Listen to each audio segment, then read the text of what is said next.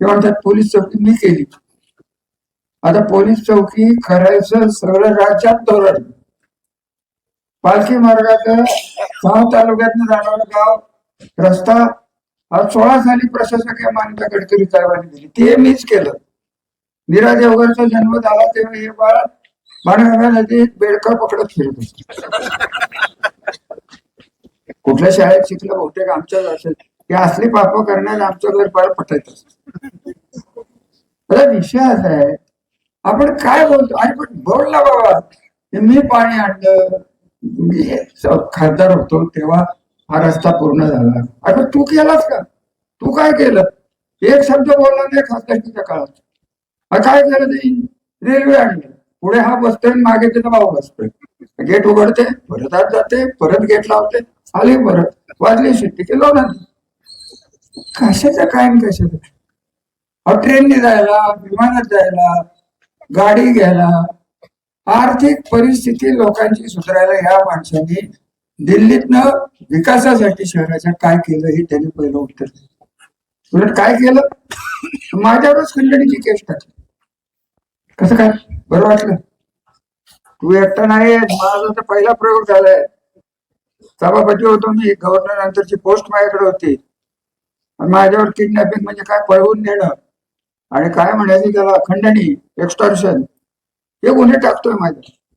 हाच परत सांगतो, ठीक आहे उत्तर नाही टाकले, नाही पुरावे दिले तर बघ हे सोडून राजकारण.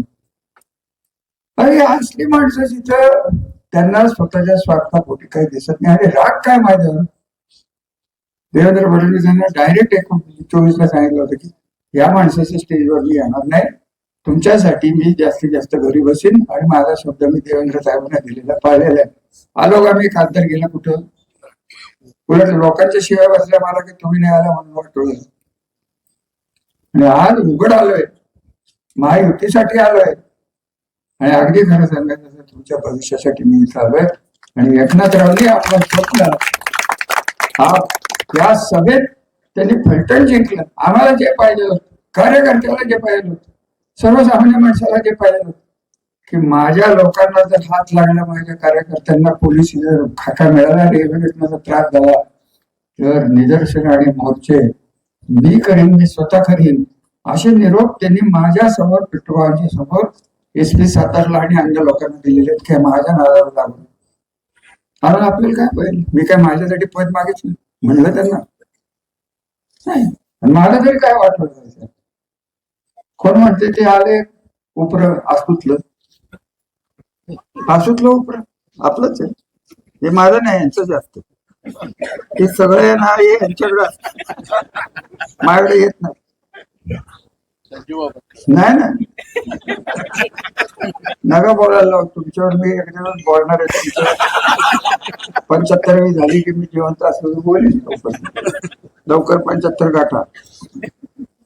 भाऊ आहे माझा, म्हणजे एका भावाने दुसऱ्या भावाच्या घरात विटा मारल्या. काल बोलला, काल बोलला, काल तू कधी बघायला आला का? विटा पुरवायला आला होता? तुला विटाचा कारखाना भट्टी होती का? बोलायचंच नाही, पिटवा कोणाचा विश्वास वाटणार आहे? तू स्वतःच्या भावाला काय केलं सांग? 1 महिनाभर रुबीत होता, तुम्हाला माहित नाही मंडळी काय आवलं ते तुम्हाला नाही माहिती. तुम्हाला सांगितलं ना, खरोखर सांगतो की हा मनोरुग्ण माणूस.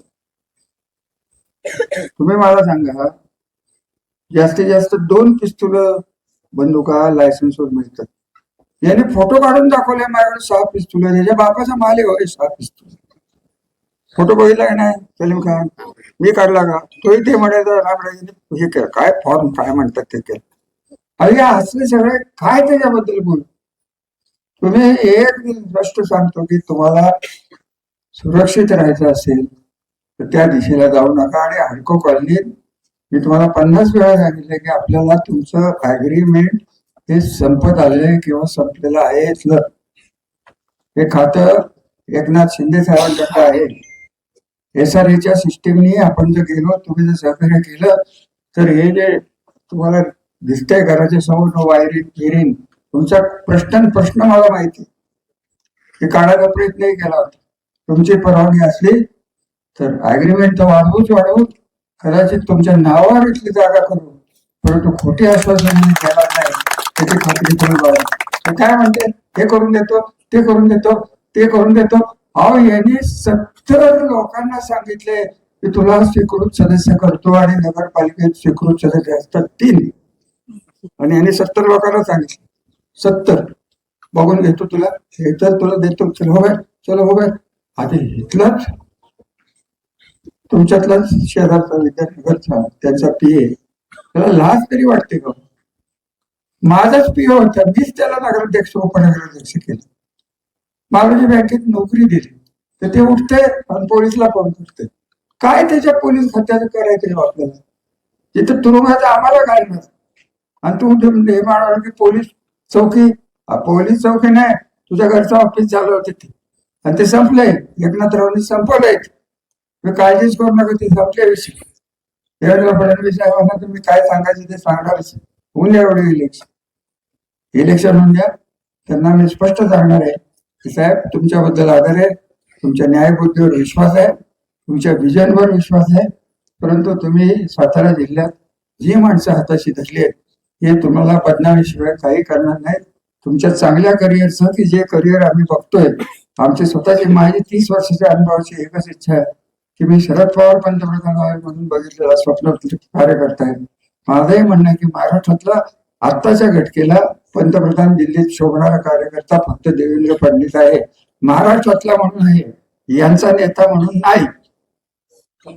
हे म्हणतील देवेंद्र फडणवीस याकडे बघून घेतो, हे असते संस्था. अहो यांची घरदारं वाचवली.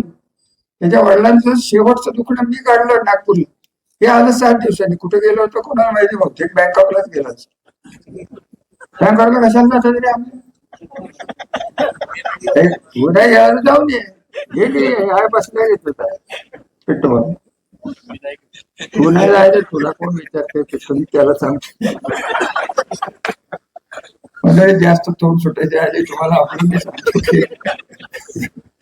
तुम्हाला माहिती आहे माझी खोड कशी आहे. आता झालं सुरू ते मलाच आवडत नाही, आणि मग मी काय बोलेन. तुम्ही सुशिक्षित आहात, चांगली लोक आहात, कुठनं येऊन तुम्ही इथं स्थिरावलेली आहात. 2-3 पिढ्या तुम्ही इथं स्थिरावलेली आहात. तुमचं पुढचं भविष्य सिक्युअर करायचं असेल, सुरक्षित ठेवायचं असेल, हडको कॉलनी जिवंत ठेवायची असेल, फलटण शहर जर जिवंत ठेवायचं असेल तर आपल्याला दुसरा पर्याय राहिला नाही. शेजाऱ्याकडे बघू नका, विद्यानगरच्या राजधानीत जाऊ नका.